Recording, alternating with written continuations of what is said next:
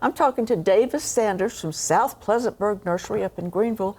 And Davis, I think you've got some native ornamental grasses. Let's learn about them. Well, we try to promote the native ornamental grasses because, of course, being native, they're not going to be invasive. They might be a little bit aggressive, but it is a native species. So not only is it going to be well behaved in the garden, it's going to provide benefits for all types of wildlife.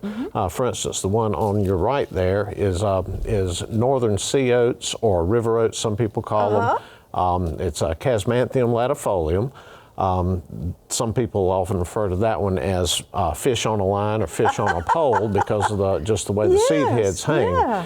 That's one that it is a native, and it's one of the few ornamental grasses that can actually withstand a little bit of shade. So so it's a little more versatile. Now it's called northern sea oats. I mean, can we have it in South Carolina? Oh yeah, it's native all up and down the East Coast. I don't know why it was given the name northern sea oats, but that's and it's so not it does as fine. Right, and it does great in the mountains too, so it doesn't have to be near the ocean. Okay. It can be a little bit pesky because those seeds do germinate readily, but also if you notice them growing in a spot where they're not wanted, they're not real deeply rooted when they're young, you can just pluck it right up out of the ground and either transplant it or put it in your compost pile. And I would imagine there's somebody who enjoys these seeds. A lot of finches do, particularly a lot of the ground-dwelling rodents, chipmunks and voles and that kind of thing will help scatter the seed around what they don't eat.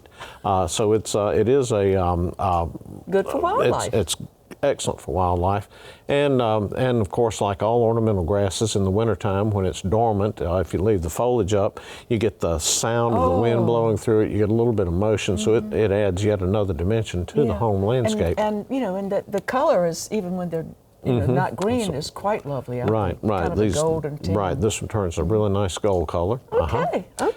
And the other one that I've brought along this time is a very special plant. This is the 2025 perennial plant of the year. Come on. This is Andropogon Blackhawks. It's a relatively new introduction of the native big bluestem. Yes. Which we're all familiar with the broom sedge that grows wild everywhere. This is a slightly different species, but it is in the Andropogon genus. It gets this beautiful blackish or dark purple color on the stems throughout the growing season. And like all of the blue stems, this one turns a beautiful scarlet color in the fall before it goes dormant. This one also, it's got very interesting seed heads. The little seeds are a lot more delicate and not as robust as you would see on some of the introduced species. Yes. And this one is particularly loved by finches because the seeds are small. And with the flexibility of the stems, a lot of times you'll see the birds actually land on them and push them to the ground and peck all the seeds off of them and then fly away. Another advantage of this one is the rigid upright structure that it has is very attractive to dragonflies. Dragonflies love to perch on vertical surfaces like this. Well, it's looking for something to go after to eat. Right, and we know that dragonflies are probably the second biggest predators of mosquitoes after bats. Golly. So this sounds like something I need to have in my yard. Thank you. I think everybody needs it in their yard. Wonderful, and a native. Isn't that fun? Thanks, Davis. Thank you.